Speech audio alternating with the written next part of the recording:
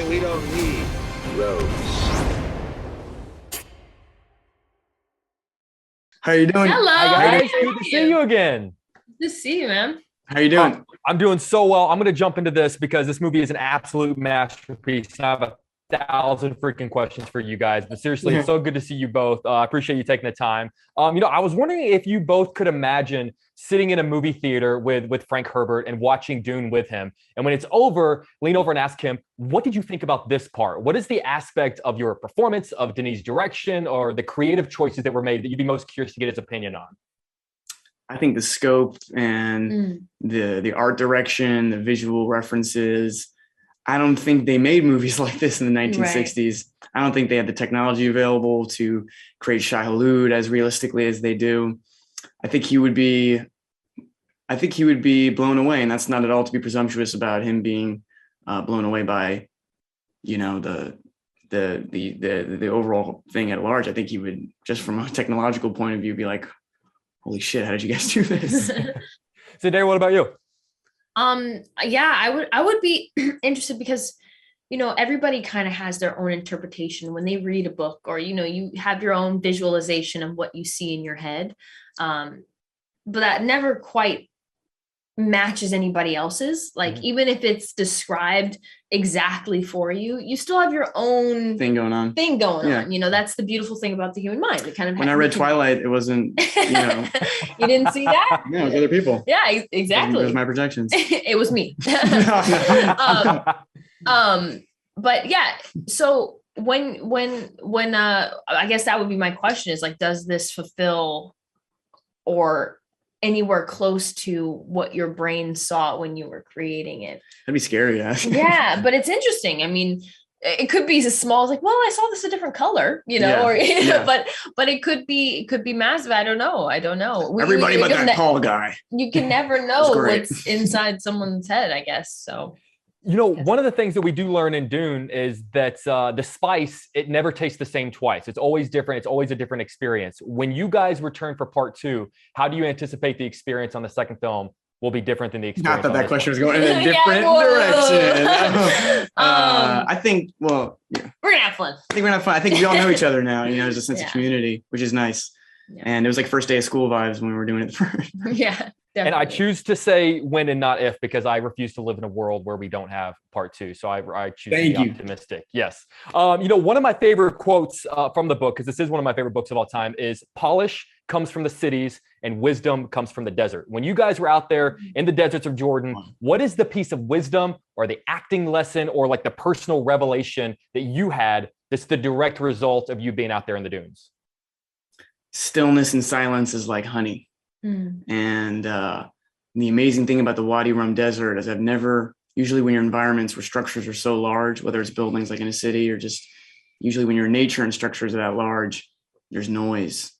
And these areas were silent and it was deeply relaxing. And just what a perspective that gives you, because I'm the millionth person to say it, but with the deluge of information and screens, and it's ever present, and I think doing what we do, maybe you can think all that matters. and it doesn't. It doesn't. Yeah.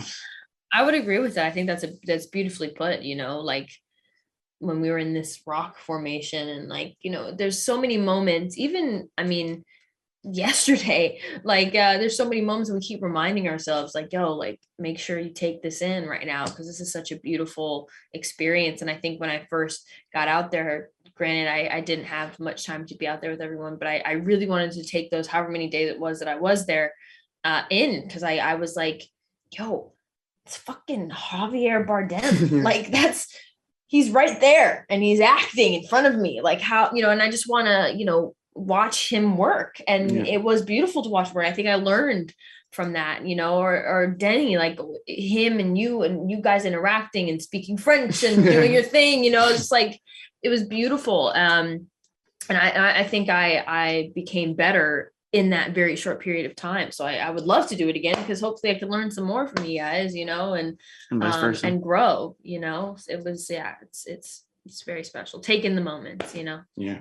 Well, I love you guys. This movie is a masterpiece. And honestly, whenever I talk with you guys, I'm always like, it's fucking Zendaya. It's fucking Timothee Chalamet. So Thanks, man. seriously, so good to see you both. I know you have a busy day, and I appreciate you taking the time. Hopefully we see you in person next time. Yes, part 2's in person.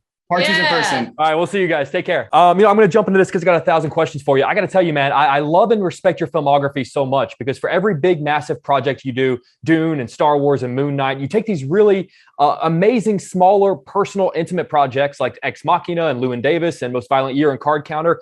Do you find yourself learning more lessons as an actor in the smaller films and bringing those lessons to the big ones? Or do you learn more lessons as an actor in the big projects that you then bring to the smaller ones? Well, it's all about the character that I'm playing, and the size of the film doesn't so much. I mean, obviously it affects life. It affects, how long the shoot is, how many flights home you get, those kind of things.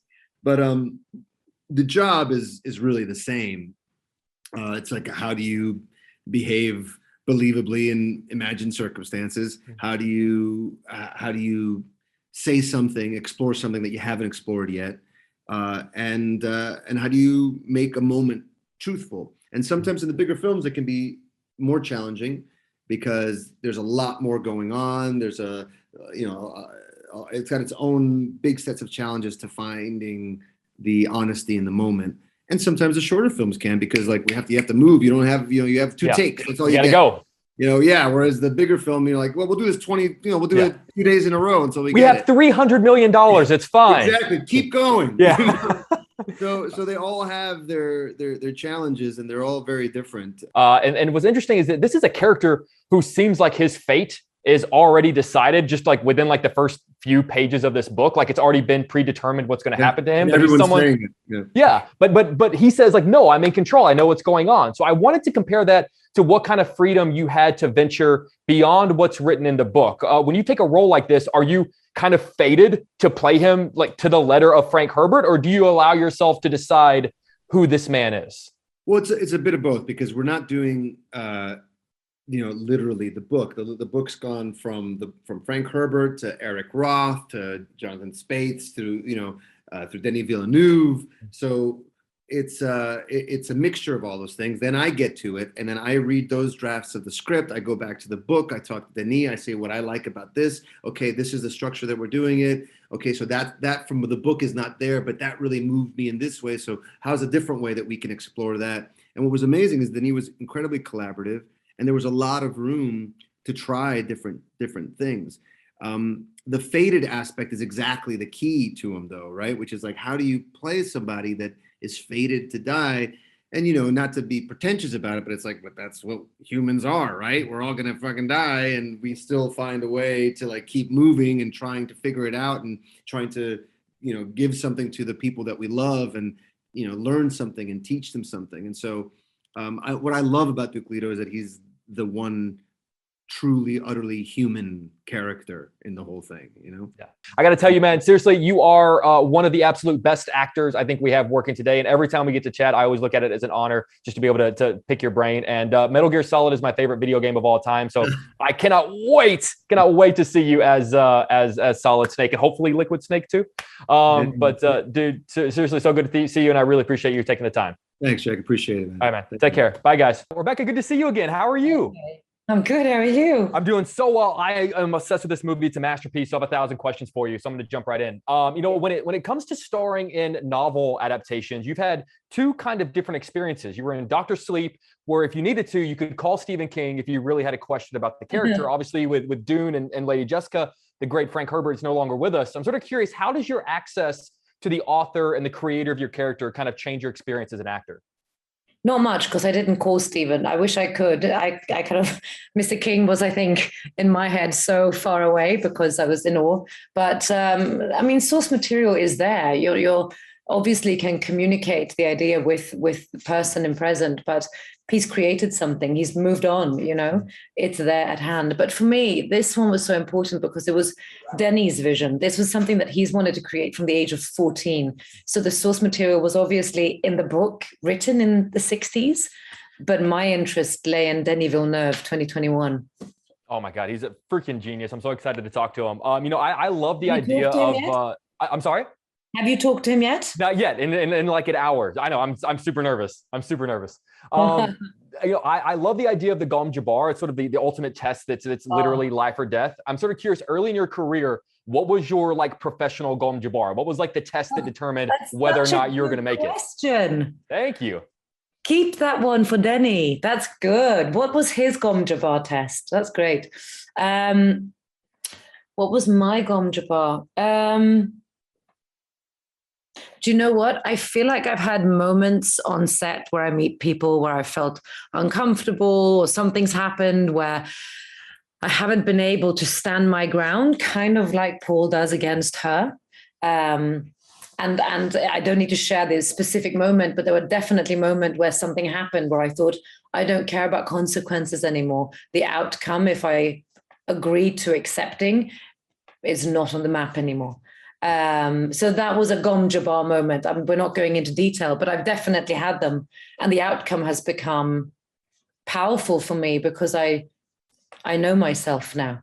I love that. And speaking of powerful, I'm in the middle of my reread of Dune right now, and I'm sort of in awe of how much of this story belongs to and is driven forward by Lady Jessica. Because in the year 2021, we as an audience, we tend to flip out anytime we ever get a well-written, strong, beautifully developed female character, because unfortunately it just doesn't happen as frequently as it should. I'm sort of curious, what does it say about Frank Herbert and Dune that he did something in the 60s that we still can't manage to do as often as we should today?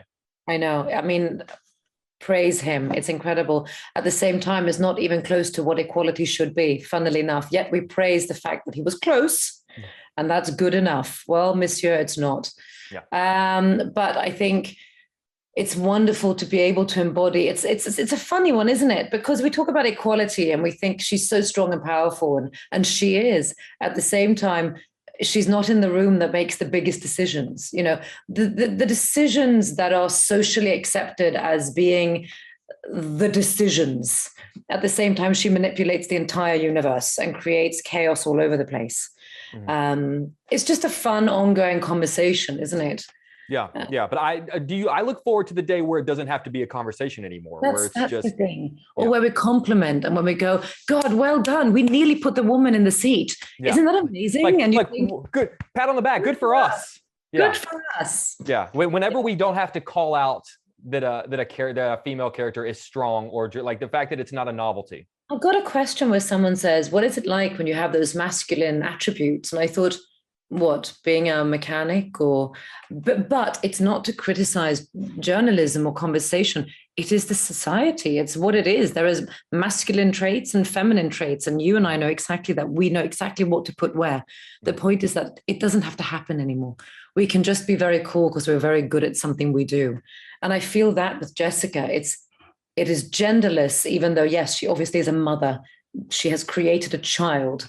But her powers, her attributes, her strengths, her decisions are human and powerful for what they are. Holy shit, this was a great conversation. Seriously, you are amazing. I love you. I love this film. And I know you have a very busy schedule, so I appreciate you fitting me in. I think you have a busy schedule as well. Worth it. Send my love to Denny and tell him that I called him in an interview. He's an octopus in my mind. I'm writing that down right now. I'm writing it down. He's a giant brain with tentacles holding us all. I absolutely will tell him that in just about 30 minutes. So seriously, it's so good to see you. Hope you and your family are doing well. Thank you. You too. All right. Take care. Bye, guys. Jason, good to see you again, man. How you doing? Good, brother. Well, I'm a little under the weather. Well, you look damn good. I'll tell you that. Congratulations on this. I seriously think this is the best work you've ever done. Your performance is absolutely phenomenal. I'm gonna jump into. I got 1,000 questions for you. You know, you have been a part of multiple projects that people have said were impossible and could not happen. People for years said that no one could properly adapt Dune. People for years said that no one could properly adapt Game of Thrones. People said the Snyder Cut was never going to happen. From what you've seen with the collaborators you've worked with, what is the secret to making the impossible possible? That's a really interesting question, brother. Well, I don't know. I have no idea. All I know is the talent that, David and Dan are still some of my best friends. Denis is the god in my eyes, and so if anyone's gonna do Dune, it should be Denis. And then Snyder Cut is just you gotta believe. That's what we're all signed up for. So thank God everyone came together to finally give it to the fans. Oh man, I was going to tell you this before my next question. You know, I've geeked out with you about the Snyder Cut before, and obviously I'm a massive fan. And I'm so much of a fan that they used my quote from my review on the back. One of the greatest superhero movies ever made. That's me, Jake Hamilton. So I told you I loved it, and they pulled the quote. Bro, that's rad, man. Congratulations. So, appreciate it, man. You know, one of the cool things that Duncan Idaho does is obviously he goes into Arrakis early. He learns about the Fremen, so he can sort of educate the Atreides about what's to come. So I'm curious for the actors who will be new and will join the cast for part 2. I was wondering if you could sort of channel your inner Duncan Idaho. What would you tell them? What advice would you give them to be prepared for what's to come? Well, I'm really for the actors that are hopefully that they're going to be going back to Jordan, because that was a pretty phenomenal experience to like me landing in Jordan and going to Petra and Wadi Rum is like, it's basically like, you know, Duncan landing in Arrakis. So the places we got to explore and go to, and I went out with my own team and we shot a bunch, and we did a bunch of like behind the scenes stuff that will be releasing soon. Yeah, I hope those actors get to have that gift to be able to go out in those spots, because it really helped, you know, living in the desert at night and experiencing and being under that moon, and it's wonderful out there, man. Timothy described it to me yesterday as like the one of the maybe the first time he's ever heard true quiet, which I thought was fascinating, which I thought was really cool. I am kind of obsessed with this idea of spitting to show as a sign of respect, because obviously you're wasting precious fluid, so it's a big deal. What are the chances that catches on? And whenever I see you for the Aquaman 2 junket, can I just spit at your feet if the interview's going well? Let's try it. I feel like I'll try it once, and that'll be the last interview I ever get with you. That'll be the last time. Like my name on your list will just be scratched off. I gotta say, I'm rereading the book now, and it is kind of awe-inspiring to see what an impact Frank Herbert and this story had on so many different facets of pop culture. Are there any of your own projects that you look at differently and now maybe see hints of Dune and Frank Herbert within them? That's an interesting question too. I haven't yet, but I've only done a couple things after this. I do feel like what's more impactful to me is seeing Denis and his style capture what Frank intended in the book. And so I feel like I learned a lot from things that will stick with me that really showed me the most.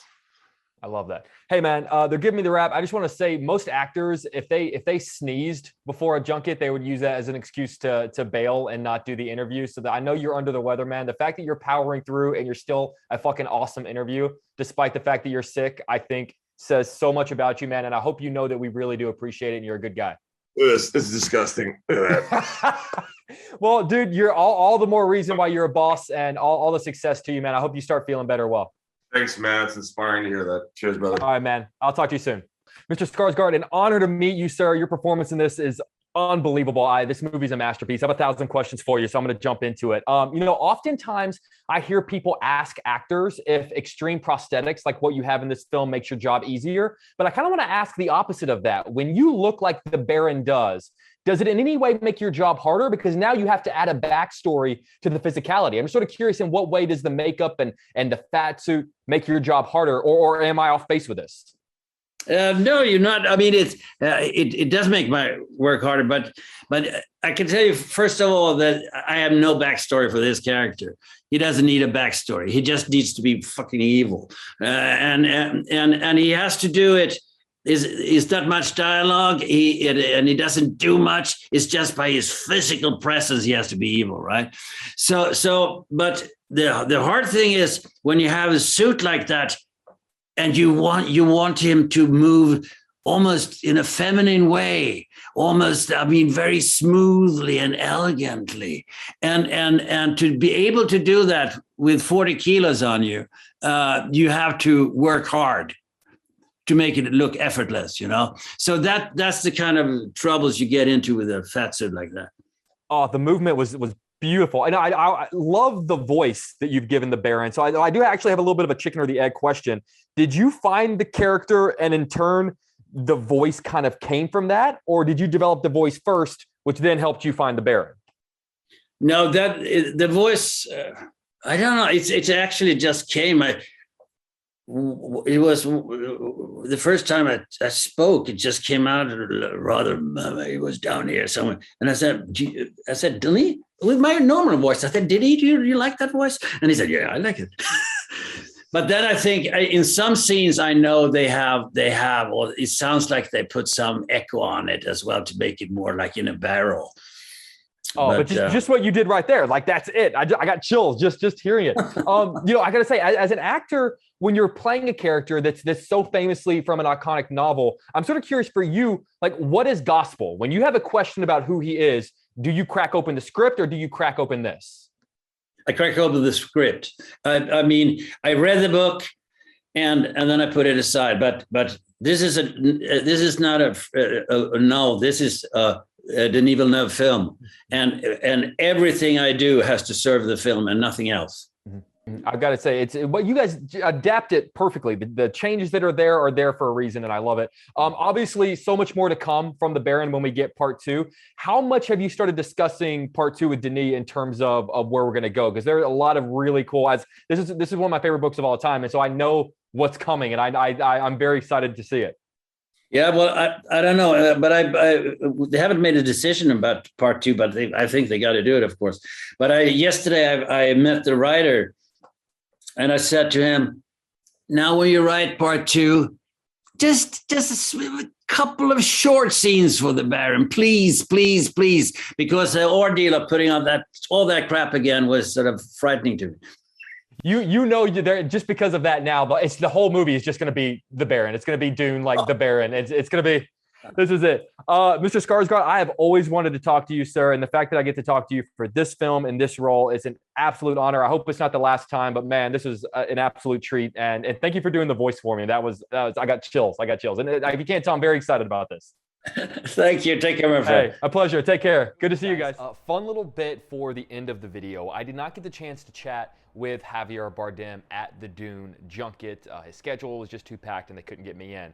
But I did speak with him about Dune just a couple of weeks before he started filming, before he shipped off to Jordan and started the role of Stiffgar. So I thought it'd be really cool to include that little bit here in the video. I spoke with him live on my show here in Chicago. And here's a flashback to my conversation with Javier Bardem just a few short weeks before he started filming his role in Dune.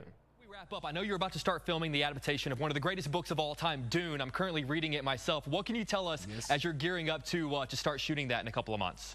Well, the only thing that I can say is that, again, one more blessed to be grateful to the fate. The fact that working with Daniel Villeneuve, it's for me a dream come true as well. Since I saw Prisoners, Arrival, Blade Runner, I loved the version he did for Blade Runner. Stiffgar, the character that I'm playing, it's a character that you would like to play when you were a child. So again, it's coming back to your roots of being able to play with something that it makes you happy, that makes you dream. That present, that gift is being given to me by Denis Villeneuve, and I'm really thankful for that.